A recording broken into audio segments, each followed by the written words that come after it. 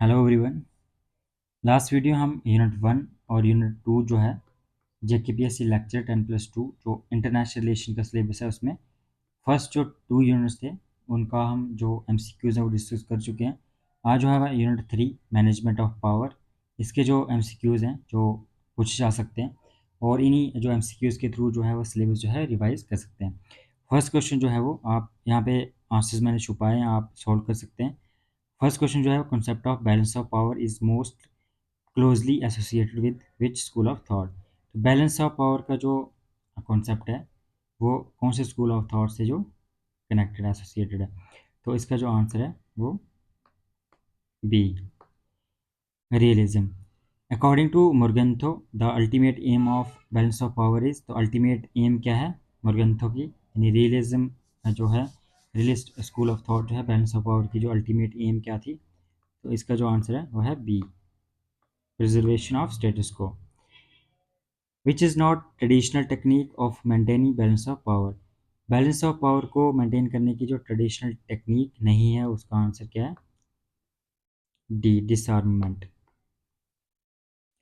Offshore balancer concept is associated with, offshore balancer का जो concept है वो किससे एसोसिएटेड है, B, मर्शियमर।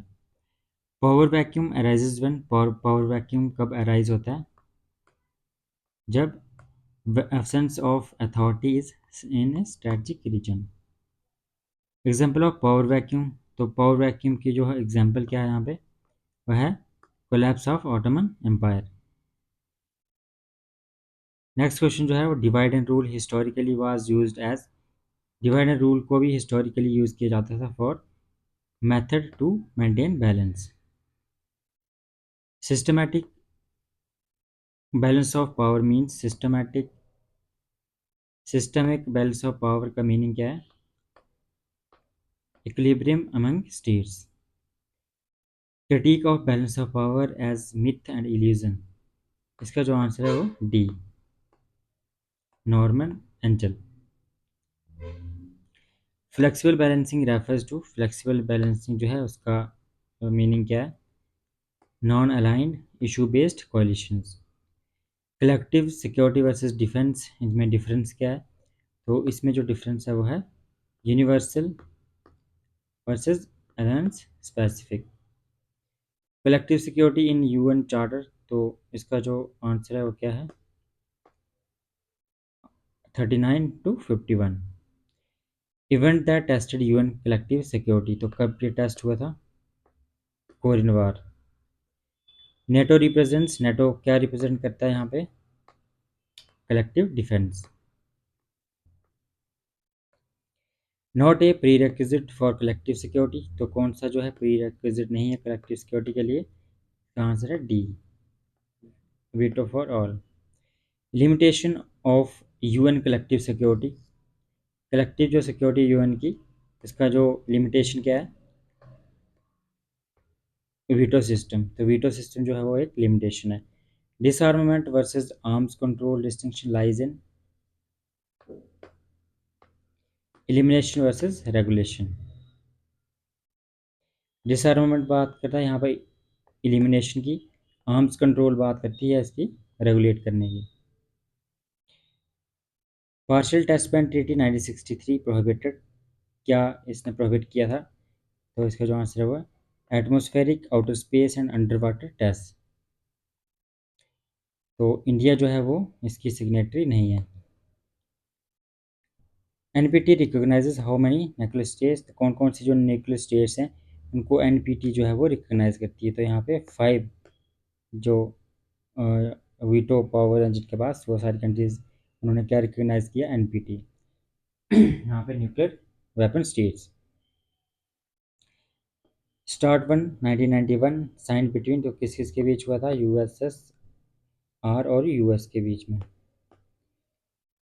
Comprehensive test ban treaty not in force because, force में नहीं थी, इसका वजह क्या है, यूएस चाइना नॉट रेटिफाइड, तो city it is not in force because जो ये 3 जो कंट्रीज हैं मेन, यूएस जो चाइना, उन्होंने रेटिफाई नहीं किया था इसको। M T C R focus on, M T C R का फोकस किस पर रहता है, restricting missile systems. INF Treaty 1987 aimed at, जो INF Treaty है इसकी एम क्या है 1987 में जो यहाँ पे साइन की गई थी, इसका आंसर है eliminating intermediate missiles. International atomic energy agency's role, क्या रोल है इनका? Monitor natural energy and non proliferation treaty. Cold war emerge due to, किस वजह से जो इमर्ज हुई थी? इसका आंसर है B, ideological rivalry. Cuban missile crisis was, तो क्या था ये? जो closest to nuclear war.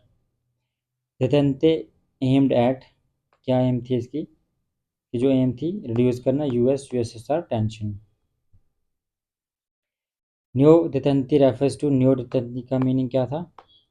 Cooperative competitive relations. MAD based on mutual assured destruction, जो है वो किस पे बेस्ड है? तो उसका आंसर है second strike deterrence. Doctrine formalising nuclear deterrence, Eisenhower new look. Star wars SDI proposed by, किसके द्वारा प्रपोज की गई थी? इसके आंसर रेगन के द्वारा, Ronald Reagan. Cold war arms race example of, किसकी एग्जाम्पल है कोल्ड वॉर आर्म रेस? तो इसका जो आंसर है वो है सिक्योरिटी डायलेमा का। दतनते कोलैप्स ड्यू टू, किसकी वजह से? जो पीस जो एस्टैब्लिश की जा रही थी यूएसएसआर और यूएस के बीच में टेंशन थी वो कम हो गई थी एक टाइम पे, लेकिन वो फेल हो गया, कोलैप्स हो गया। इसके पीछे रीज़न क्या था? वो था सोवियत इन्वेजन ऑन अफगानिस्तान। जो अफगानिस्तान पर जब सोवियत अटैक करता है तो ये जो फेज चल रहा था दितंती का, कहा जाता है कि टेंशन सारी ख़त्म हो गई थी, नॉर्मल होने वाला था। तो ये अफगानिस्तान पे सोवियत के द्वारा अटैक किया जाता है, उसके बाद फिर से जो है टेंशन क्रिएट हो जाती हैं। न्यूक्लियर डेटरेंस थ्योरी एज्यूम्स, जो न्यूक्लियर डेटरेंस थ्योरी वो क्या एज्यूम करके चलती है? इसका आंसर यहाँ पे है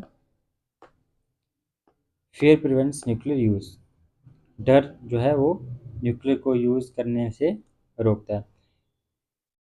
term the cold war popularized by, किसके द्वारा पॉपुलराइज की गई है? तो इसका आंसर यहाँ पे जॉर्ज जॉर्ज ऑरवेल। तो ये था यूनिट 3। नेक्स्ट हम देखते हैं यूनिट 4। फर्स्ट क्वेश्चन जो है इसका, जैसे न्यू इंटरनेशनल